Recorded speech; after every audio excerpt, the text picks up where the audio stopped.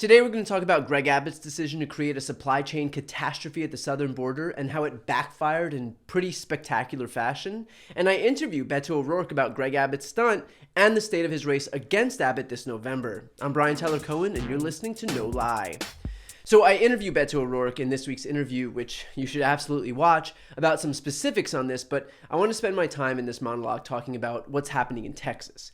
And no, I'm not talking about the 6-week abortion ban. I'm not talking about Greg Abbott sending migrants on a bus to D.C. and getting delivered to the building that houses Fox News.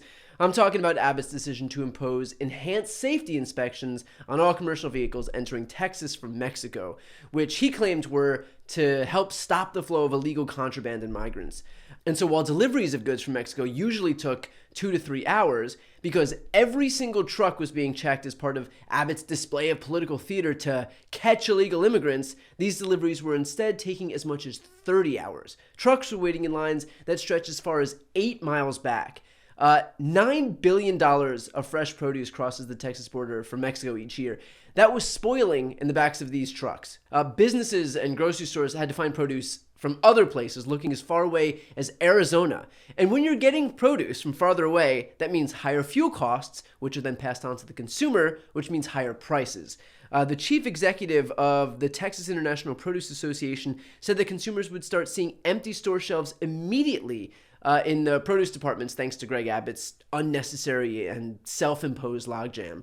And the president of the Fresh Produce Association of the Americas just said that so far, losses to fruit and vegetable producers are estimated to be more than $240 million. And just a side note on that, we've been in this pandemic long enough to know that when producers lose money, what do next? They try to recoup. Every oil company lost money in 2020. What happened in 2021? They saw cumulative profits of hundreds of billions of dollars, all on the backs of consumers who are already hurting.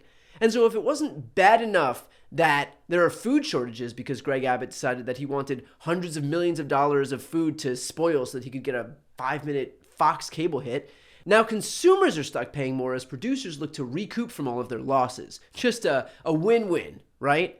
And it's not just produce. Other food, auto parts, clothing, furniture. We do almost $2 billion in trade with Mexico every day.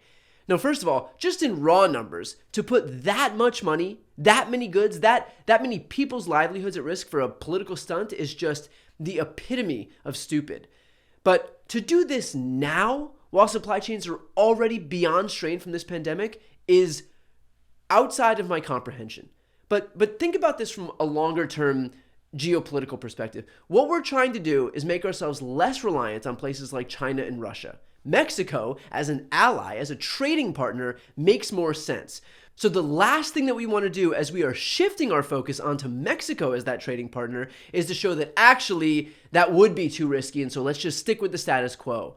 I mean, dear God, what a fatally flawed, short-sighted view of this situation. And in case you thought that Abbott somehow might not want any of these consequences, in case you thought that maybe hurting people wasn't the intention, take a listen to this. 100% inspection of all commercial vehicles. And a consequence of that is financial pain.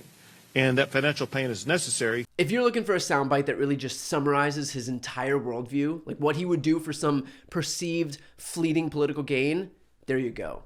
Now, clearly, Abbott eventually realized what a moronic decision all of this was, to unilaterally and unnecessarily stop the supply chain in the middle of an already existing supply chain crisis.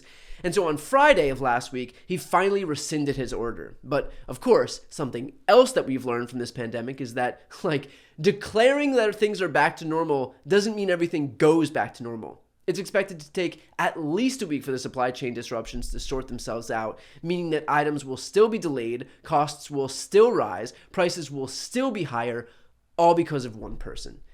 And granted, I know that by complaining about the supply chain and high prices, Republicans are inevitably going to say, hold on, Biden and Democrats are overseeing prices rising across the country, and they have the audacity to slam Abbott for high prices.